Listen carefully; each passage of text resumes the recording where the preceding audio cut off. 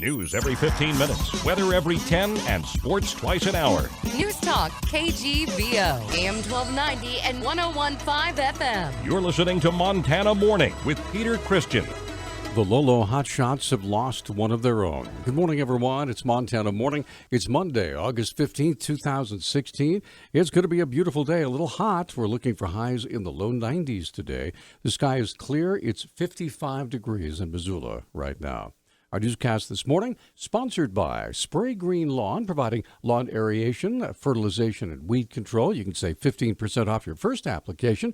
Just mention you heard this message. Call 207-9273. Our top story this morning, a member of the Lolo Hotshots firefighting team was killed Saturday while fighting a fire in Nevada.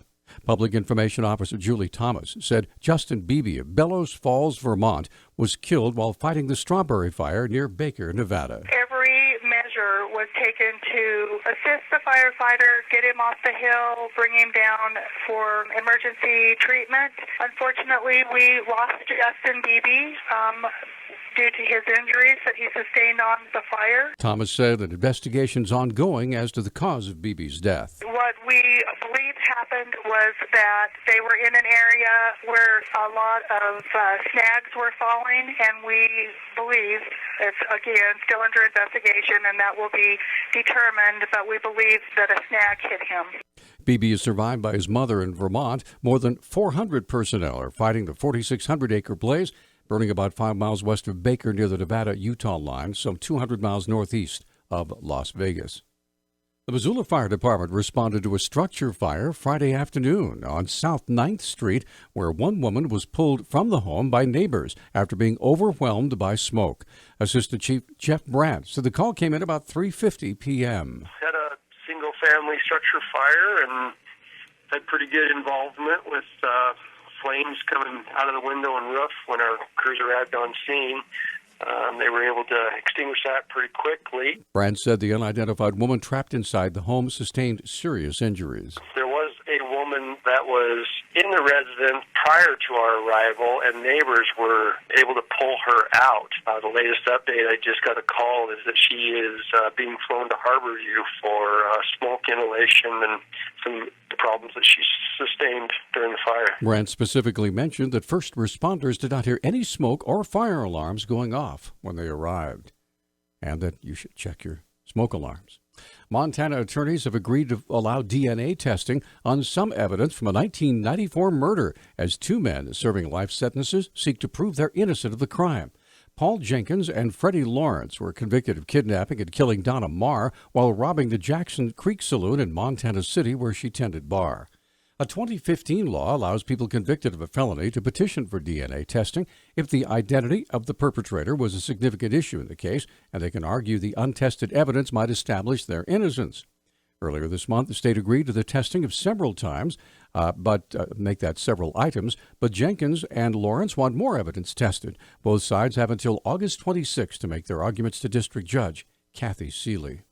At least 3 organizations say they'll either change or cease running issue ads that mention Montana political candidates ahead of tomorrow's deadline that would require them to register and make financial disclosures. A campaign finance reform law passed last year by the Montana legislature requires an organization to register as a political committee and make certain disclosures for ads that name or show the image of a candidate within 60 days of absentee voting. Commissioner of Political Practices Jonathan Modell said Friday Americans for Prosperity, League of Conservation Voters, Americans for Prosperity, and Environmental Defense Fund are all currently running ads, issue ads that feature a candidate without expressly telling viewers or readers to vote for or against that person. 3 of the groups say they'll either stop running the ads or change the content. Searchers using sonar have found the body of a 19-year-old man who crashed while trying to ride a modified motorcycle across Canyon Ferry Lake east of Helena. The Independent Record reports a deep-water recovery specialist found Blake Becker of Clancy with his bike at the bottom of the reservoir near Cemetery Island on Friday. The body was recovered on Saturday. Becker crashed July 23rd after attempting to ride across the lake. Lewis and Clark County Sheriff Leo Dutton said the discovery is rewarding, but he said it was sad that Becker's family had to relive the death.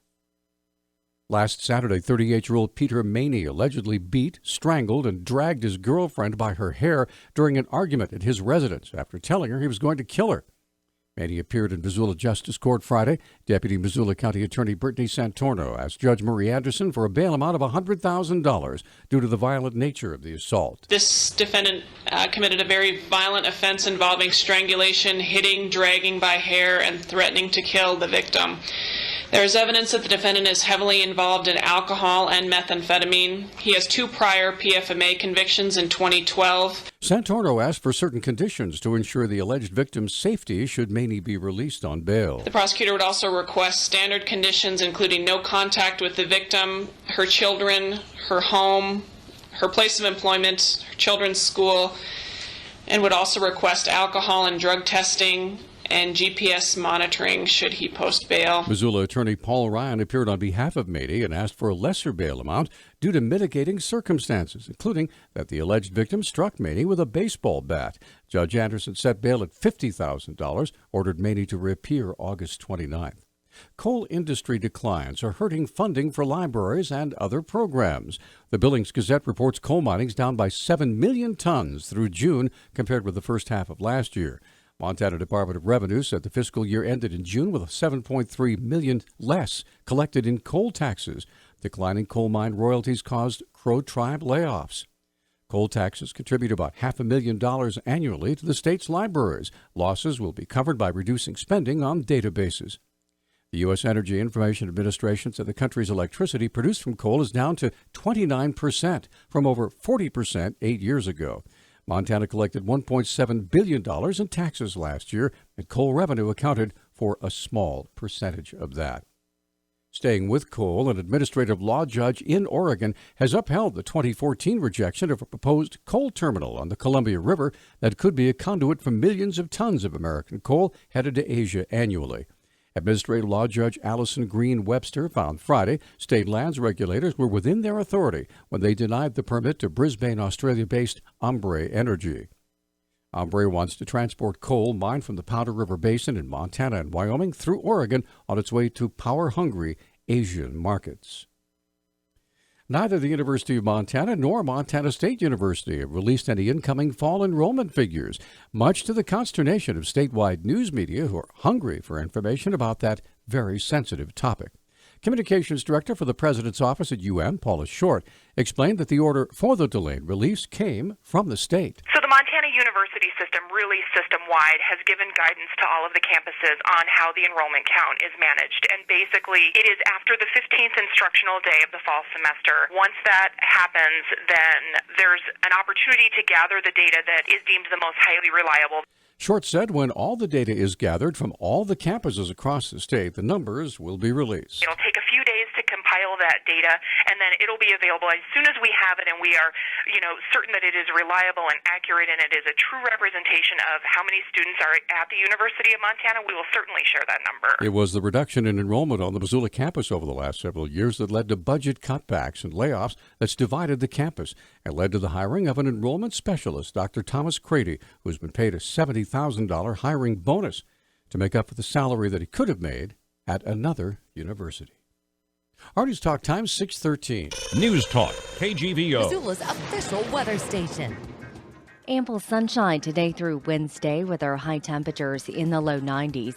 We'll bring in an isolated thunder threat late Wednesday with rain in the forecast Thursday. Highs in the 70s for the end of the week. I'm meteorologist Brooke Foster for KE.